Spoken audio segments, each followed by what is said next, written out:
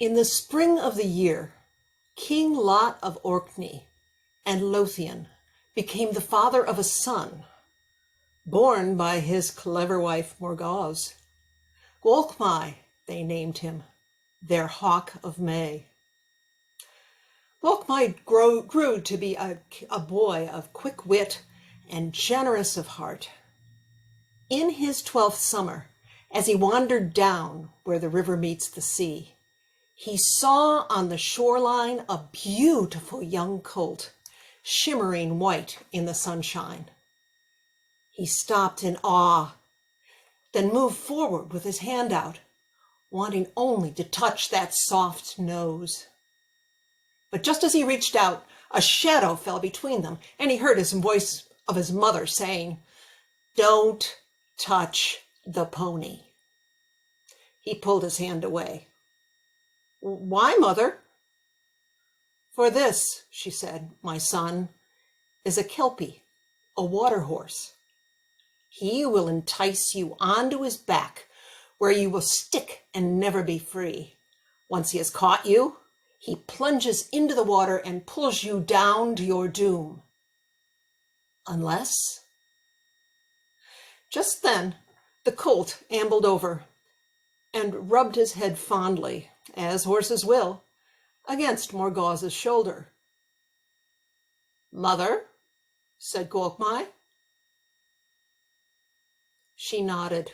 "Unless you have earned the horseman's word, one that is whispered to you when you are ready, then the spell is broken." "The word, mother? You must find it yourself," she said. And so Gwalchmai spent the warm months on the shore, trying everything he could think of to make the colt call him master. The old grooms in the stables had suggestions. "Sleep with an oatcake under your armpit," they counseled. "Grind up a mash of dead toads, and he will not be able to resist you," they said. The latter got poor Gwalchmai banned from the cook's kitchen until cockle shells turned Christmas bells. Yet nothing worked. So, as young boys will, he lost patience. He thought to himself, "Perhaps if I force him to call me master, perhaps he would yield if I did not stick to his back." Then he had an idea. He spent the next day harvesting lily pads, which he then fashioned into a suit that covered him from neck to heels. Down he went to the shore, where the colt was browsing. He crept up slowly and with one mighty leap landed on the colt's back. The colt gave a mighty poof, rose up, and dove into the sea. Gwalchmai held on with all of his might. Was he frightened? Bosh! He was a brave boy of 12 summers. All he felt was the glorious exhilaration of flying up and down, over and under the sunlight-washed sea. Too soon, the colt leaped from his back and onto the shore, shook himself, then threw what seasoned hands call a rodeo buck,